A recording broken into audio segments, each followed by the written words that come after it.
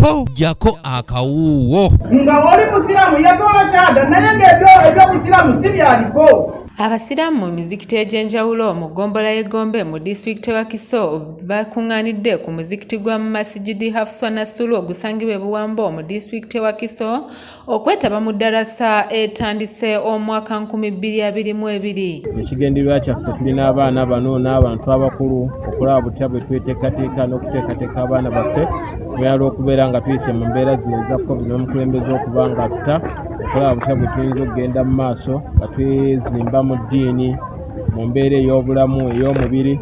Omulamu omukulu ogulimu engeri gye tumazeeko omwaka obusiraamu osaanye okubeera nga celebratinga mu mbeera ey'obusiraamu. Bamaseeka bano basinzidde wano ne bakubiriza abayisiraamu okusomanga ekitabo ekitukuvu ekya Quran ate n'okukisomesa abaana baabwe ate ne basomye babisse mu nkola nga Nabbi Muhammad sallallahu alaihi wasallama bwe yalambika, era nga bano mu ngeri y'emu bakubiriza n'abantu okubeera n'ensa olw'ensonga nti omuntu alina ensa aba tasobola kukola bintu bitasaanidde mu bantu. Nga tusobola okutandika omwaka gwaffe nga tusomesa abantu nga bwe tukola omwaka omulamba darusi yaffe ekyagenda mu maaso tadde wano nga lumu ate nga bbiri tugenda kubeera mukono inshallah taala.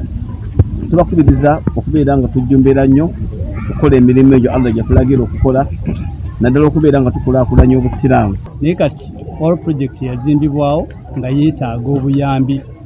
Tusaba abaddu Allah bonna ababasobodde babeere nga badduukirira omuzimba ogwo. Bano bategeezezza nti nga bwe bamazeeko omwaka guno basaanye okutambulira ku mulamwa gw'obusiraamu, bwe bato ne basaba abo bonna abalina obusobozi okuvaayo okuyambako mu kumaliriza omuzikiti gwabwe. Tuli ku masjidi wano nga tulina obwetaavu bw'okumaliriza masjidi action eno, abantu bonna abalina obulabe okubeera nga batudduukirira.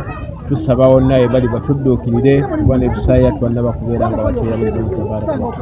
Wano bwe tuli masjidi yaffe waliba esiikirizibbwa eno enkadde twagala kuzimbawo omuzimbo gwa kalina nga abakyala basaalira waggulu.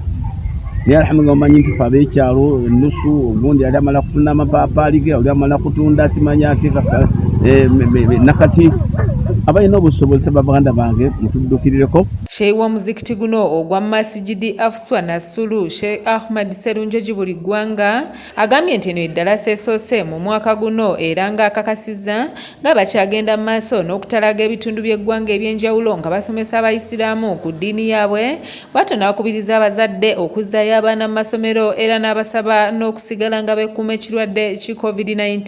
Eno gwe musomo ogusoose mu mwaka guno tugenda kutegeka emisomo egy'enjawulo mu twayira ffe lino. Gwe musomo gwaffe ogusoose gusookedde wano ku masjidi ya Buwambo ekitongole Buwambo Masjidi Aqsa.